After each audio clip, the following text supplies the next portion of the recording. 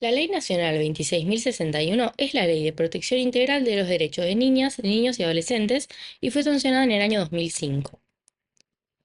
El objetivo de esta ley es garantizar la protección integral de los derechos de niñas, niñas y adolescentes que se encuentren en el territorio de la República Argentina para garantizar su ejercicio y disfrute pleno, efectivo y permanente. Todos los derechos están asegurados por su máxima exigibilidad y sustentados en el principio del interés superior del niño. Además, esta ley es de aplicación obligatoria en todo acto, decisión o medida administrativa, judicial o de cualquier naturaleza que se adopte con respecto a las personas de hasta 18 años de edad. Y todos los derechos y garantías son de orden público, irrenunciables, interdependientes, es decir, que dependen unos de otros, indivisibles e intransigibles, es decir, que no se pueden transferir. ¿Qué es el interés superior? Es la máxima satisfacción integral y simultánea de los derechos y garantías reconocidos en la ley. Se debe respetar su condición de sujetos de derecho, su derecho a ser oídos y a que su opinión sea tenida en cuenta, el desarrollo personal de sus derechos en su medio familiar, social y cultural, su edad, su grado de madurez, capacidad de discernimiento y otras condiciones personales, el equilibrio entre sus derechos y garantías y las exigencias del bien común, y su centro de vida, que es el lugar donde hayan transcurrido la mayor parte de su existencia. Si existiera conflicto entre los derechos e intereses de niñas, niños y adolescentes frente a otros derechos e intereses igualmente legítimos, en todos los casos prevalecen los primeros, es decir, los de los niños, niñas y adolescentes. Las políticas públicas se deben elaborar según las siguientes pautas. El fortalecimiento del rol de la familia en la efectivización de los derechos, la descentralización de los organismos de aplicación y de los programas específicos de las distintas políticas de protección de derechos, la gestión asociada de los organismos de gobierno en sus distintos niveles, la promoción de redes intersectoriales locales y propiciar la constitución de organismos para la defensa y protección de los derechos de niños, niñas y adolescentes. En cuanto a las responsabilidades, tenemos tres. La responsabilidad gubernamental, que significa que los organismos del Estado tienen la responsabilidad de establecer, controlar y garantizar el cumplimiento de las políticas públicas con carácter federal, es decir, que abarca todo el territorio de la nación. Y estas políticas deben garantizar con absoluta prioridad el ejercicio de los derechos. La responsabilidad comunitaria, que significa que la comunidad debe tener un rol activo en el logro de la vigencia plena y efectiva de los derechos y garantías. Y la responsabilidad familiar, que significa que la familia, tanto el padre como la madre, es igualmente responsable de asegurar al niño, niña y adolescente el disfrute pleno y el efectivo ejercicio de sus derechos y garantías. Bien, la ley establece una serie de principios, derechos y garantías. Estos son el derecho a la vida, el derecho a la dignidad, que significa no ser sometidos a un trato violento, discriminatorio, humillante, intimidatorio, y a no ser sometidos a ninguna forma de explotación económica, torturas, abusos, negligencias, explotación sexual, secuestros, tráfico, y el derecho a la integridad física, sexual, psíquica y moral, el derecho a la vida privada y a la intimidad familiar, el derecho a la identidad, que significa el derecho a tener un nombre, nacionalidad, lengua de origen, conocimiento de quiénes son sus padres, preservar sus relaciones familiares, su cultura de su lugar de origen. También esto incluye el derecho a conocer a sus padres biológicos y a crecer y a desarrollarse en su familia de origen, a mantener el vínculo personal y directo con sus padres. También se deben garantizar procedimientos sencillos y rápidos para que los recién nacidos sean identificados en forma gratuita, obligatoria, oportuna e inmediatamente después de su nacimiento, estableciendo el vínculo filial con la madre.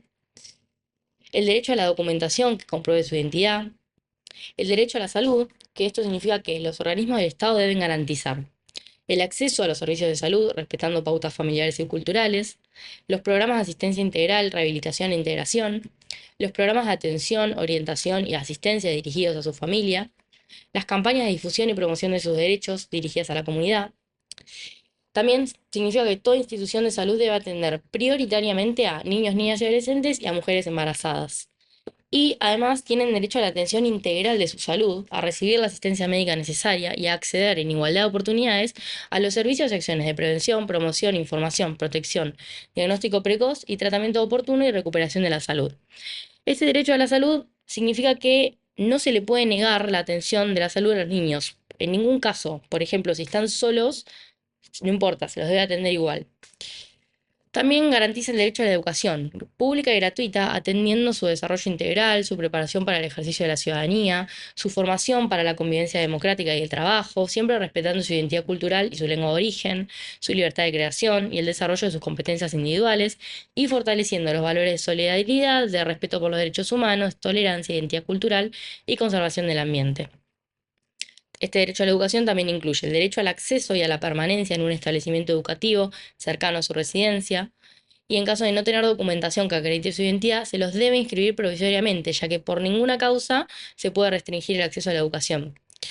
La educación pública debe ser gratuita en todos los servicios estatales, niveles y regímenes especiales.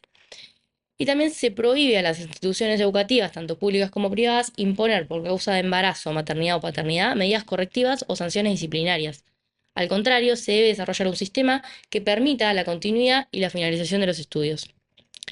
La ley también garantiza el derecho a la libertad, que significa tener sus propias ideas, creencias, culto religioso, a expresar su opinión en los ámbitos de su vida cotidiana, a expresar su opinión como usuarios de los servicios públicos y también en los procesos judiciales y administrativos que puedan afectar sus derechos.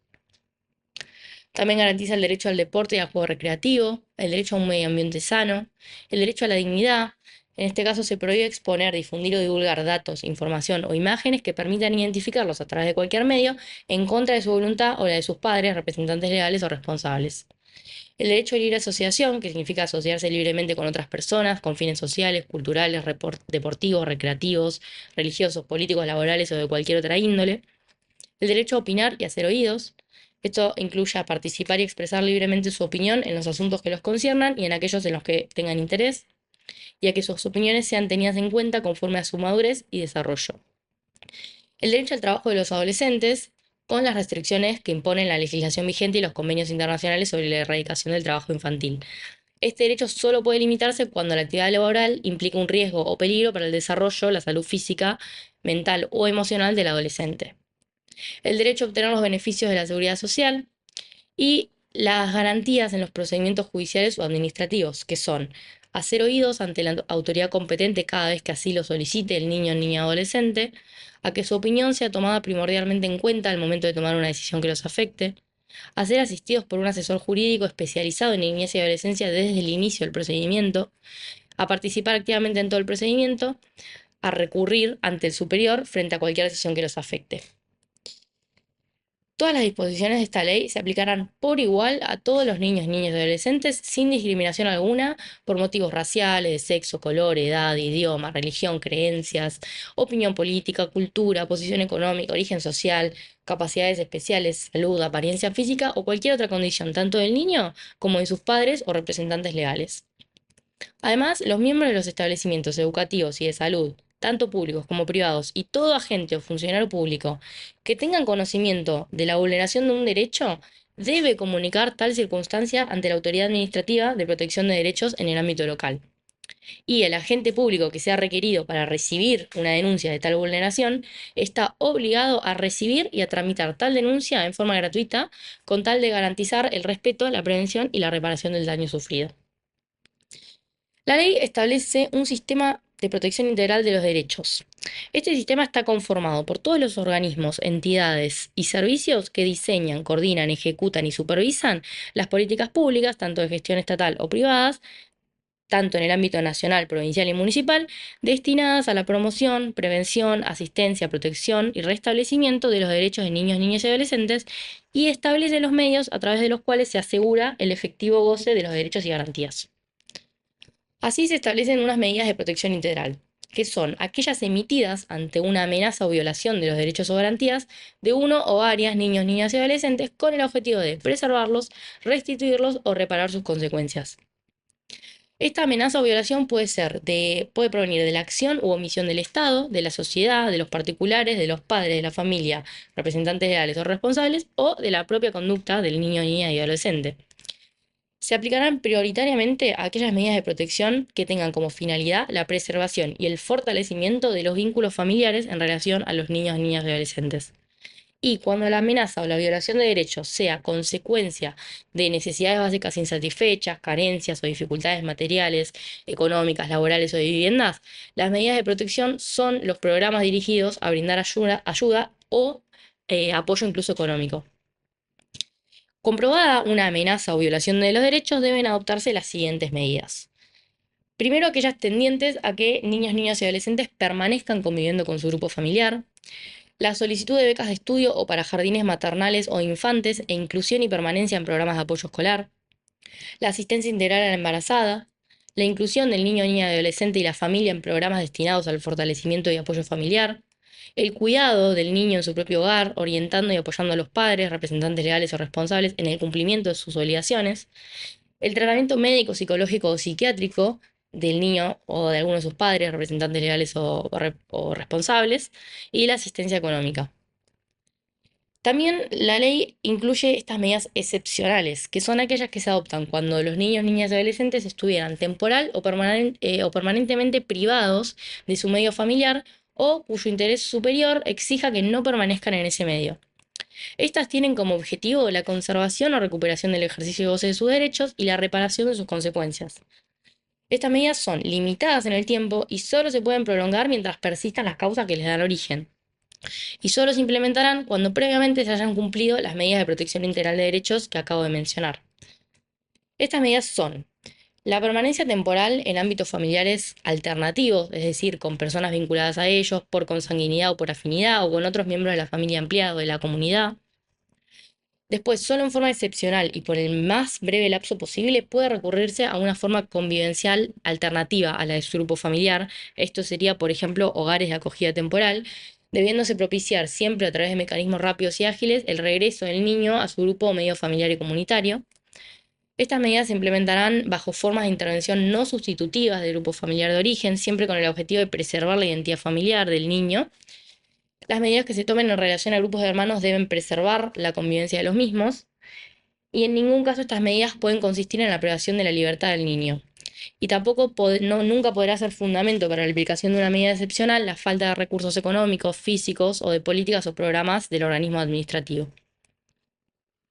Bien, por último, la ley establece una serie de órganos administrativos de protección de derechos. Estos son,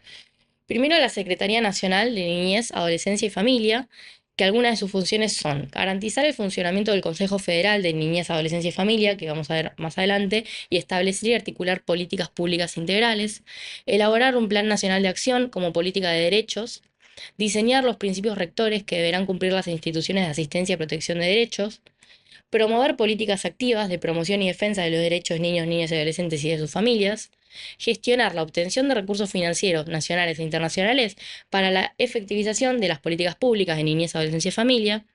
efectivizar la transferencia de estos fondos a las provincias para financiar dichas políticas y asignar los recursos públicos para la formulación y ejecución de las políticas previstas en el Plan Nacional de Acción, establecer mecanismos de seguimiento, monitoreo y evaluación de las políticas públicas destinadas a la protección de los derechos, y crear plataformas digitales gratuitas y de fácil acceso destinadas a brindar información y asesoramiento en materia de violencia, maltrato, abuso y otras vulneraciones de derechos. Luego tenemos el Consejo Federal de Niñez, Adolescencia y Familia, que algunas de sus funciones, que realiza en gran parte en conjunto con la Secretaría Nacional, son efectivizar políticas de protección integral de los derechos de niños, niñas, adolescentes y sus familias, participar en la elaboración del Plan Nacional de Acción, impulsar reformas legislativas e institucionales destinadas a concretar los principios establecidos en la Convención sobre los Derechos del Niño, fomentar espacios de participación activa de los organismos de la sociedad civil de las provincias y de Cava, favoreciendo su conformación en redes comunitarias, gestionar la obtención de recursos financieros para efectivizar las políticas públicas y efectivizar su transferencia a las provincias, gestionar la distribución de los fondos asignados para ejecutar las políticas previstas en el Plan Nacional de Acción, y promover mecanismos de seguimiento, monitoreo y evaluación de las políticas públicas destinadas a la protección integral de los derechos de niños, niñas y adolescentes. De luego tenemos al defensor de los derechos de niños, niñas y adolescentes, que es un cargo propuesto, designado y removido por el Congreso Nacional y que tiene ciertas funciones. Promover las acciones para la protección de los intereses relativos a niños, niñas y adolescentes, interponer acciones para la protección de sus derechos en cualquier juicio, instancia o tribunal, velar por el respeto a los derechos y garantías legales, promoviendo las medidas judiciales y extrajudiciales en cada caso, iniciar acciones con el objetivo de aplicar sanciones por infracciones cometidas contra las normas de protección de niños, niñas y adolescentes, supervisar a las entidades públicas y privadas que se dediquen a la atención de niños, niñas y adolescentes, debiendo denunciar cualquier irregularidad que amenace o vulnere sus derechos, requerir para el desempeño de sus funciones el auxilio de la fuerza pública, de los servicios médicos asistenciales y educativos, tanto públicos como privados, proporcionar asesoramiento de cualquier índole a los niños, niñas y adolescentes y a sus familias a través de una organización adecuada, Asesorar a niños, niñas y adolescentes acerca de los recursos públicos, privados y comunitarios donde ellos puedan recurrir para la solución de sus problemas. Intervenir en la instancia de asesoramiento de medicación o conciliación y recibir todo tipo de reclamo formulado por niños, niñas y adolescentes o cualquier denuncia que se efectúe con relación a ellos, ya sea personalmente o mediante un servicio telefónico gratuito y permanente, debiéndose dar un curso inmediato al requerimiento que se trate. Todas las entidades, organismos y personas jurídicas, ya sean públicas o privadas, y las personas físicas están obligadas a prestar colaboración a los requerimientos del defensor con carácter preferente y libre de obstáculos. Y por último tenemos a las organizaciones no gubernamentales, que son aquellas que, con personería jurídica, en cumplimiento de su misión institucional, desarrollen programas o servicios de promoción, tratamiento, protección y defensa de los derechos de niños, niñas y adolescentes. Estos tienen ciertos principios y obligaciones que son respetar y preservar la identidad de los niños y ofrecerles un ambiente de respeto, dignidad y no discriminación, respetar y preservar los vínculos familiares o de crianza y velar por su permanencia en el seno familiar,